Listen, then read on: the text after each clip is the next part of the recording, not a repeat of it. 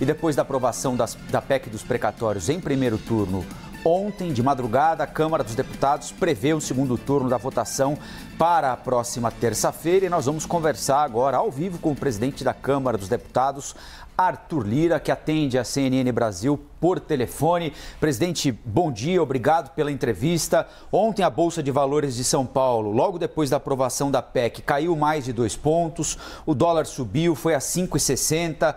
As reações de alguns setores de atividade não têm sido positivas à aprovação da PEC, porque entendem que se trata de um derretimento do arcabouço fiscal do país. Na avaliação do senhor, essas reações são legítimas ou exageradas do mercado financeiro, presidente?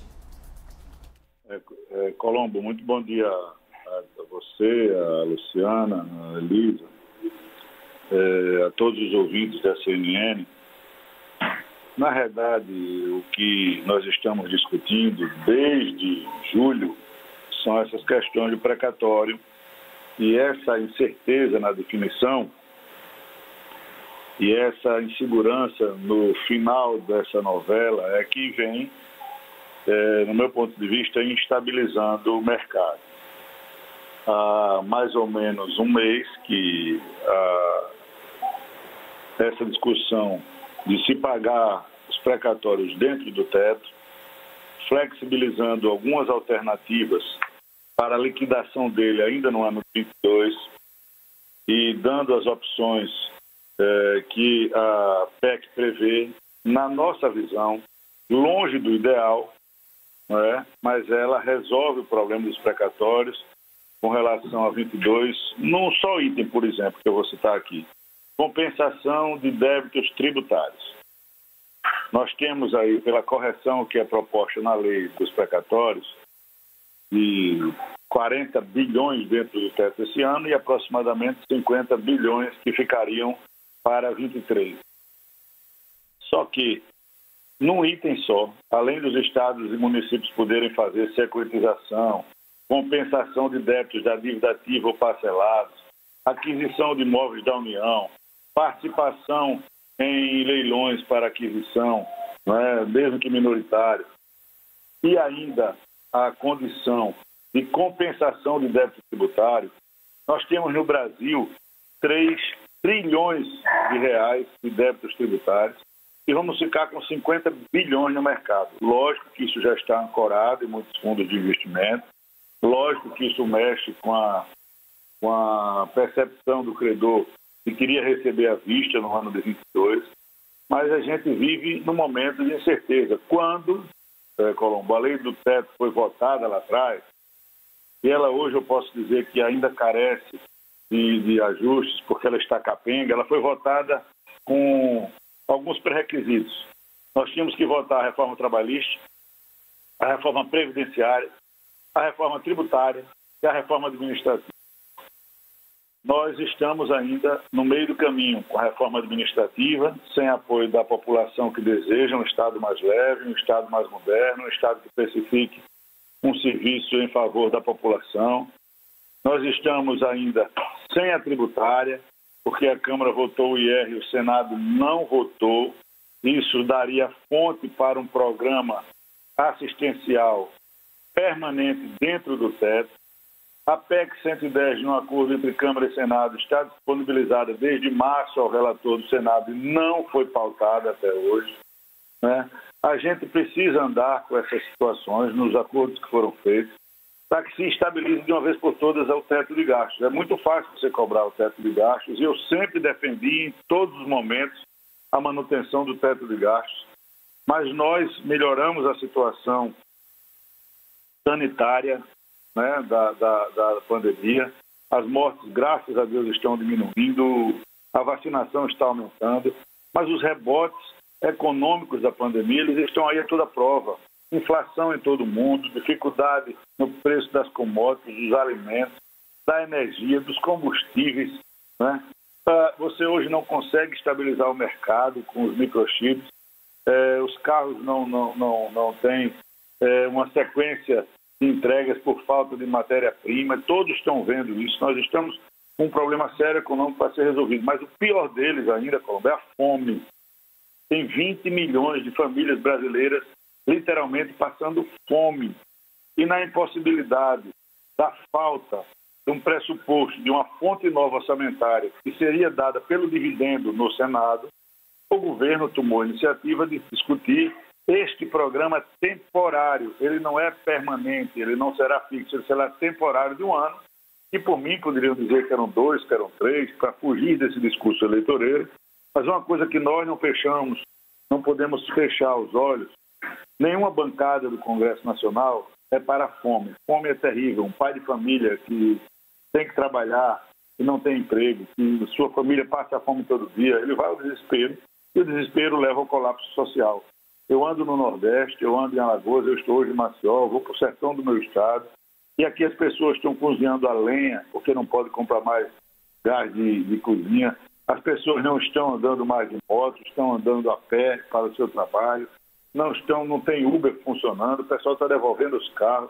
Então, nós temos crise mundial de preços e nós temos que conter essas situações. Agora, com relação à Bolsa, que é um movimento justo, correto, e ao dólar, eu acho que é muito mais essas incertezas de solavancos, de possibilidades do que pode acontecer entre Câmara e Senado, entre bancadas que podem flutuar no posicionamento, que eu acho que é possível que nós tenhamos toda a liberdade para que as bancadas discutam, que as bancadas pensem, mas eu dificilmente acho que a votação irá refluir para menor. Na Câmara nós iremos avançar no número, nós iremos trabalhar sempre na pacificação da solução dos problemas, em detrimento da melhor situação para o povo brasileiro. Então, acho que o que vai acalmar o mercado, eu recebi após a votação, após o resultado, inúmeras mensagens de diversos setores que atuam no mercado, que atuam em bancos, que atuam em operadores financeiros, felicitando pela aprovação da PEC. Eu aqui divido o trabalho com todos os líderes que se comprometeram com a discussão séria, correta do tema, sem colocar, Colombo, versões sobre esse assunto, porque esse assunto ele não merece ser politizado para 22. Os reflexos dele correrão e acontecerão na vida de cada um. Então é importante que a gente mantenha os ânimos calmos, serenos, que nós possamos fazer, sim, mais uma vez, um debate calmo, tranquilo, cada partido mantendo as suas posições claras, quem é a favor disso, quem é a favor daquilo, trazendo sugestões, né? Destaques podem ser aprovados ainda, nós estamos no meio da votação, mas o que causa essa oscilação, mais do que essa solução que foi dada, e longe de ser ideal do credor que queria receber à vista, e vai receber à vista, porque ele pode descontar o seu título para pagamento de débitos tributários com qualquer empresa, ou com qualquer possibilidade no mercado, isso será resolvido, eu não tenho dúvida disso. Agora, essa incerteza de como haverá a votação, se o Senado vota, se o Senado não vota, se o partido A muda, se o partido B muda, se o partido A, o candidato deixa de ser candidato, mas a bancada fez uma discussão, por exemplo, no PDT, ética, correta, justa, defendeu o que ele se propôs desde o início.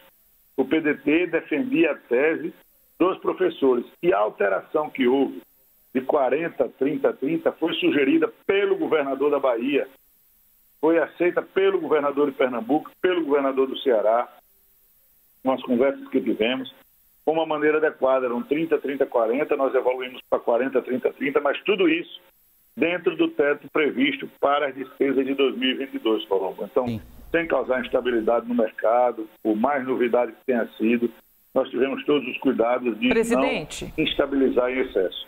Todos os nossos movimentos ao longo desse ano foram de garantir o teto, mas a inviabilidade da votação do imposto de renda para criar um programa fixo iria deixar 20 milhões, 30 milhões de brasileiros passando fome sem nenhum tipo de auxílio social do governo federal, e isso a gente não acha justo. Presidente, Elisa falando por aqui, desculpe a deselegância de interrompê-lo, mas temos aqui também os colegas que estão com grandes vontades de fazer-te uma pergunta. Vou então emendar aqui nas questões das divergências que o senhor acabou de dizer. Não existe dúvida em relação da necessidade de tirar a fome da vida de brasileiros. é um desespero amanhecer sem saber o que vai ter para comer. E isso não há dúvida. Mas há dúvida, e até quero lhe ouvir a respeito das críticas, porque há quem diga que fazer uma PEC dos precatórios é um grande absurdo e que lá na frente os efeitos vão ser muito maiores do que aquilo que pode ser socorrido neste momento. Não haveria uma alternativa, na opinião do senhor, para conseguir ter de onde tirar dinheiro para bancar um auxílio para os brasileiros? A única alternativa é por meio da PEC dos precatórios? Não, Elisa, eu estou falando há 10 minutos e disse qual era a alternativa. Uma alternativa que nós construímos, o imposto de renda, por exemplo, aí muita gente diz, o texto não ficou bom, o texto não é bom. Quem é que gosta de pagar imposto, Elisa? 20 mil brasileiros só, 20 mil. Nós estamos falando de 20 milhões passando fome e 20 mil brasileiros no país não pagavam imposto, recebiam dividendos free. Cada um era a Suíça ambulante. São 330 bilhões de reais. 330 bilhões de reais. Olha quantos auxílios você não pagava com isso aí. E todo ano 20 mil brasileiros super ricos recebiam de dividendos sem pagar R$1 de imposto. A Câmara estabeleceu 15% sobre esse valor, reduzindo o imposto das empresas para que fomentassem emprego, crescimento, para que as empresas pudessem pagar menos imposto, e nas físicas, quando essas empresas fossem distribuir, os super ricos pagariam 15%, dentre outras alterações. Só esse dividendo de gente que não paga imposto no Brasil hoje, bancaria, seria a fonte, não seria financeira, seria a fonte da criação de um programa permanente, Elisa, de R$300 dentro do teto, permanente, como um nome novo ou nome velho, mas ele atenderia de uma maneira uniforme, como nós sempre pregamos dentro do teto. Isso não andou no Senado, eu não vejo ninguém falar nisso, nem ninguém cobrar isso, porque, na realidade, esse projeto do imposto de renda, ele quebra estigmas, ele mexe com paradigmas, ele mexe no status quo de muitos interesses, a gente entende essa situação. Não é? As críticas, elas não são individuais, elas são pontuais, isso era um exemplo. Outro exemplo que eu coloco era o seguinte, tudo bem, você pode garantir que o precatório como dívida líquida certa, o ano que vem é 90 bilhões, ou ele pode ser 200 bilhões, ou ele pode ser 300 bilhões. Então, lá atrás, quando o legislador previu que o precatório ficava dentro do teto, ele era 13 bilhões em 16 ou 17. Hoje nós estamos com 90 bilhões. Ele consome todo o espaço discricionário. Nós temos um orçamento que ele é todo indexado e vinculado, Elisa. 96% para despesas obrigatórias. O governo federal tem 4% do orçamento dele para fazer investimentos no Brasil, continuar com a máquina pública que a gente defende, eu defendi e defendo a reforma administrativa. Ela está parada sem vir ao plenário por falta de apoio popular, que não se manifesta a população, por falta de apoio de quem defende o Estado mais leve, por falta de mobilização também do governo. Eu coloco isso claramente, que hoje não tem interesse nessa situação. Então, são pontos que contribuem. Nisso nós sempre falamos, claro, agora, você não pode, neste momento, como você me dá razão, que tem um assunto importante de fome para ser tratado, nós temos brasileiros, como eu disse, passando fome, não ter alternativa de um programa permanente dentro do teto, e o governo não ter enfrentado, por exemplo, eu vou aqui precisar estourar o teto em 40 bilhões. Se preferiu fazer por falta das condições. Lembra que eu disse que no teto de gastos você tinha que ter trabalhista, nós tivemos, previdenciária nós tivemos, não tivemos administrativa ainda e nem a tributária. Esses dois assuntos provocaram uma rearrumação na database da correção do teto, de 26 para 21. Mas ele agora vai ser revisto em 31.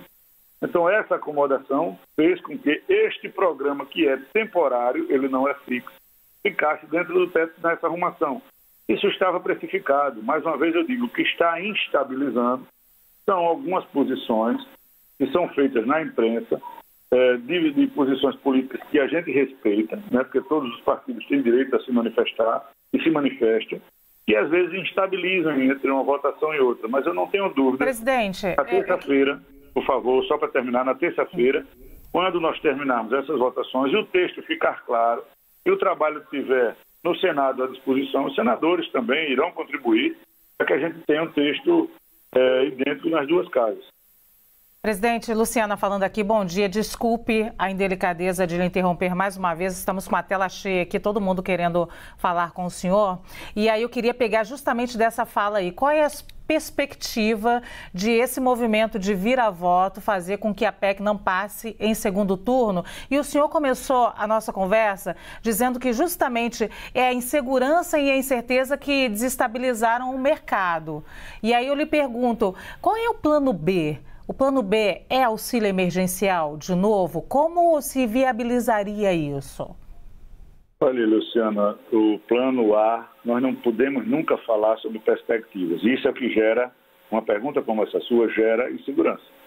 Me perdoe a indelicadeza. Nós estamos no plano A, nós não perdemos o primeiro turno, nós ganhamos o primeiro turno. Nós vamos ganhar o segundo turno com a ajuda de todos os partidos que votaram. Eu não acredito em mudanças radicais, porque não houve falta de conhecimento do texto, pelo contrário. Os partidos que votaram, como o PSB e PDT na oposição e os partidos da base, os deputados que votaram no PSB, eles deverão manter os seus votos. Os deputados que votaram no PDT, muito embora tenha essa situação que precisa de esclarecimento e debate dentro da bancada, foi feito claramente, e claramente sobre os assuntos que o PDT defendia, que era garantia para o magistério, tratamento para a educação. Nós fizemos um debate claro, amplo, dentro do plenário, transparente. Eu não tenho dúvidas que os dois líderes que trataram desse assunto comigo, que intermediaram conversas com os governadores e com os sindicatos de educação, líder André Figueiredo e líder Volner, fizeram isso com respaldo da bancada. Mas esses partidos, tanto um quanto o outro, sempre dispensam alguns votos para matérias mais liberais. Inclusive, eu tive votos desses dois partidos, você lembra, na eleição para a presidência da Câmara, muito embora os partidos oficialmente apoiassem o candidato adversário. Então, nós temos, Luciana, plano A. O plano A ele está em vigor, o que está sendo discutido, e com muita cautela, muita conversa, muita prudência e muito trabalho, sem espalhar brasas, sem ferir a autonomia partidária de discussão, nós vamos manter e aumentar, porque nós votamos esse primeiro turno somente com 456 deputados votando de 513. Muitos vão vir essa semana e nós vamos aumentar o quórum de votação, lógico, aumentando a perspectiva de votos a favor. Presidente, bom dia. Agradeço a disponibilidade de falar conosco nesta manhã. Gustavo Uribe. Presidente, há uma crítica do mercado financeiro de que a revisão do teto de gastos da regra atual vai abrir mais recursos para emendas parlamentares. O senhor não considera que essa medida enfraquece um pouco o discurso do governo federal de que aprovar esse Auxílio Brasil dentro da PEC dos precatórios é uma questão apenas de justiça social? Uribe, essa afirmação, eu não sei de onde você ouviu, ela é leviana. Nas despesas que nós estamos tratando, o relator abriu todas. Eu pedi ontem para o secretário do Tesouro, o Esteves Conalvo, fazer uma nota oficial explicando centavo por centavo do que essa mudança da revisão do teto de 21 para 26 irá abrir de espaço, para que irá abrir de espaço. Não há um centavo de emenda parlamentar nesta situação e nesta discussão. É leviana essa informação, é especulação que não ajuda, é versão que não adianta e é altamente injusto com aquela casa e com o Congresso Nacional que vem dando contribuições, votando, se esforçando no momento de pandemia. Bravos deputados e deputadas não faltaram àquela casa em dia nenhum da pandemia, votando e tratando de assuntos que os brasileiros precisam. Então, eu espero que vocês, assim, peguem justamente o que o relator explicou, quais são as despesas, com auxílio, com correção da tabela de imposto de renda, com a inflação, com a fila do Bolsa Família, com todas as obrigações da dívida do governo federal, para que se explique. Não sobra dinheiro para emenda individual e não há essa discussão de emendas com relação a essa discussão dos precatórios. Uribe, com todo o respeito. Presidente, tudo bem? Muito bom dia. Basília Rodrigues aqui, Também, obrigada pela entrevista. Muito importante ouvir o senhor nesta sexta-feira de manhã. Há riscos da Câmara não confirmar o valor de R$ 400 de Auxílio Brasil, o valor mínimo, porque a PEC dos precatórios não traz este valor. Ontem, conversando com lideranças do governo, elas me explicaram que o governo vai utilizar o dinheiro que tiver ali na hora de aprovar a lei orçamentária anual para o ano que vem. Então, a PEC, claro, abre esse espaço, mas de acordo com essas lideranças, até para garantir a aprovação do texto, têm sido feitas várias concessões. E isso está queimando ali uma margem desse espaço. Então, o que tiver de dinheiro lá é o que vai ser utilizado para o pagamento do benefício. Isso assegura R$ 400? Não procede isso. O senhor assegura o comprometimento de R$ 400? Eu vou responder assim categoricamente, que eu não sei dessa informação. Eu tenho conversado com todo o governo com relação a isso. Você sabe, eu sei, o Colombo, a Luciana, a Elisa e o Uribe e os nossos ouvintes, que o problema do Brasil não é financeiro. A arrecadação esse ano vai crescer em perspectiva a mais do que o previsto do ano passado, em mais de 200 bilhões de reais, 250 bilhões de reais, a gente tendo gastado 700 bilhões fora do teto ano passado, autorizado pela PEC da Guerra. Né? Nós estamos numa discussão aqui de 40 bilhões, quando ano passado nós gastamos 700 bilhões acima do teto autorizado por uma PEC de guerra no ano de pandemia pandêmica, da pandemia sanitária, econômica, de tudo. A sanitária, como eu disse, graças a Deus está diminuindo, mas o rebote econômico está presente. Se engana quem diz que a pandemia acabou. Na Europa, na Ásia, na América do Norte, aqui, em todos os lugares, o rebote econômico financeiro que pressiona os preços para cima, com inflação, com fome, com recessão, com falta de abastecimento, são mundiais. E o Brasil sempre está mais suscetível a isso, pela situação em que vive aqui como país em desenvolvimento ainda, né? Mas o nosso problema, Basílio, não é financeiro. Falta recursos. O nosso problema na PEC dos precatórios é justamente orçamentário. O pagamento dos precatórios dentro do teto, como prevê a lei do teto de gastos, ele engessa a máquina do Estado. E nós nunca admitimos nenhuma conversa acima do teto de gastos. Aí há quem defenda, claro, é um pagamento temporário, é um pagamento de uma vez por ano, vamos furar o teto. Aí esse ano a gente fura o teto em 100 bilhões de reais e a gente fica na luta para fazer um programa social para matar a fome dos brasileiros dentro do teto. Não é justo politicamente, isso tem dificuldade de tramitar no Congresso dessa forma.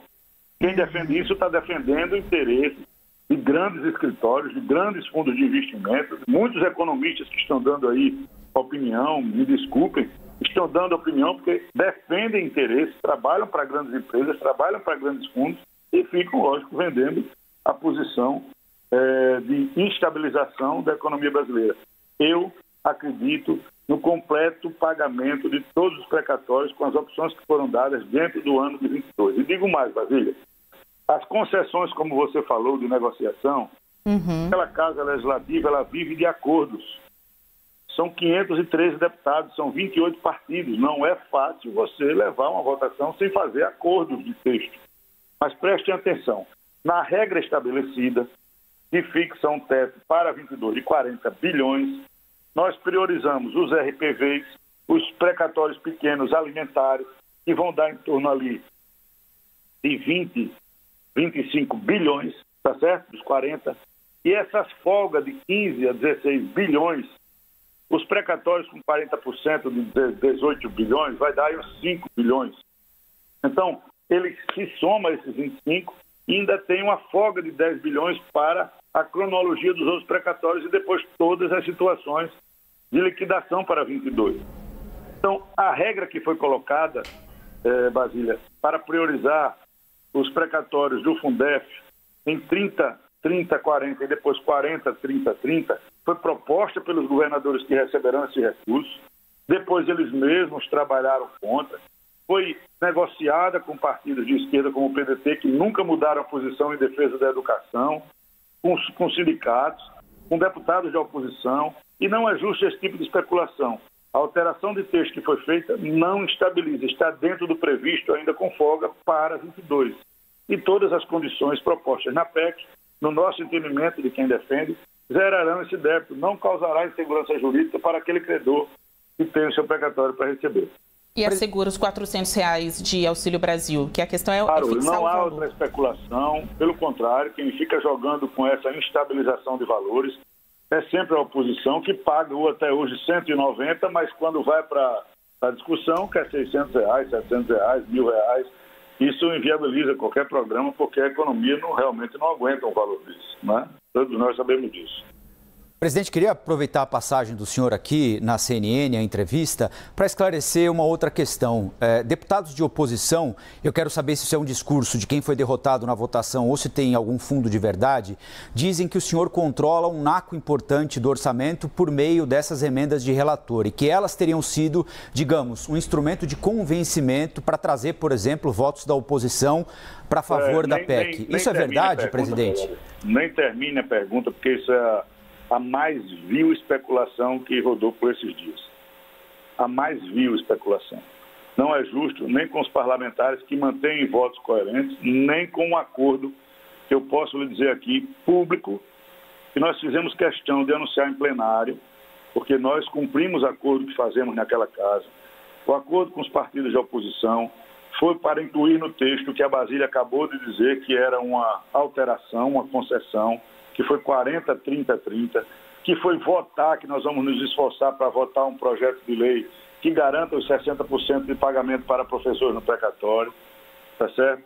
Foi para colocar na Constituição, para constitucionalizar o renda básica na Constituição, para que isso não sofra alterações de governo a governo. Esses foram os acordos com a oposição. Então, portanto, é vil, é mentirosa, é leprosa, uma alegação como essa. Presidente Gustavo Uribe, aproveitando a passagem do senhor por aqui para perguntar também de temas nacionais. Eu só peço a vocês, desculpe, Gustavo, eu tenho uma viagem que eu tenho que estar no aeroporto às 9 horas para um município aqui do estado que fica a 400 quilômetros. Eu estou a 1 hora do aeroporto, se puder me ajudar aí. Compreensão, vai ser vapt-vupt. Presidente, o ex-ministro Sérgio Moro deve ser candidato agora, ele deve se filiar ao Podemos, ainda não decidiu para que cargo. E tivemos também a aposentadoria de Deltan Dallagnol. O senhor acha que essas candidaturas, o envolvimento deles na política, enfraquece um pouco o legado da Operação Lava Jato? Ela aniquila a Operação Lava Jato. Deixa claro que sempre o objetivo da operação, com todos os acertos que teve, né? Mas o objetivo era o protagonismo político, a ação política para dela fazer uso. Então, agora o procurador Dallagnol, né, que cometeu inúmeros abusos em nome disso que ele hoje se propõe, foge das punições do CNMP, são mais de 40 processos, inclusive com um processo parado no Supremo Tribunal Federal, com vista do ministro Fachin, né, dos abusos que fez para se candidatar. E aí ele vem justamente para o campo da política. Eu espero que tenha sucesso, que possa ir para o Congresso e lá a gente possa travar bons debates e a população entender que ele merece ser eleito pelo trabalho que ele fez em imparcial. Presidente da Câmara, Arthur Lira, se o senhor se atrasar para os compromissos aí em Alagoas, pode colocar na nossa conta que a gente mata essa no peito. Obrigado pela entrevista, viu, deputado? Obrigada.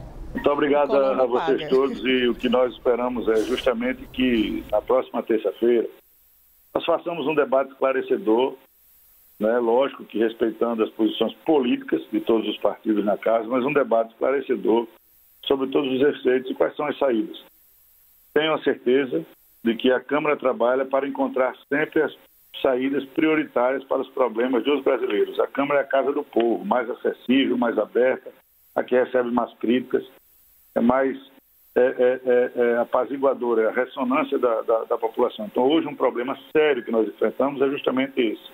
Crises no setor energético, no setor de combustível, inflação, alta de preço nas comidas e fome. Então, esse assunto não pode ficar sendo tratado como um assunto qualquer, gente. Fome no Brasil, com uma disparidade, uma diferença entre milionários e pobres desse jeito, só agravaria uma convulsão social e é tudo que nós não precisamos nesse momento. Muito obrigado a todos pela oportunidade de tentar esclarecer um pouco as versões que acontecem no plenário daquela casa. Bom dia, deputado Arthur Lira, presidente da Câmara dos Deputados, que atendeu a CNN numa entrevista produzida pelo nosso analista Gustavo Uribe.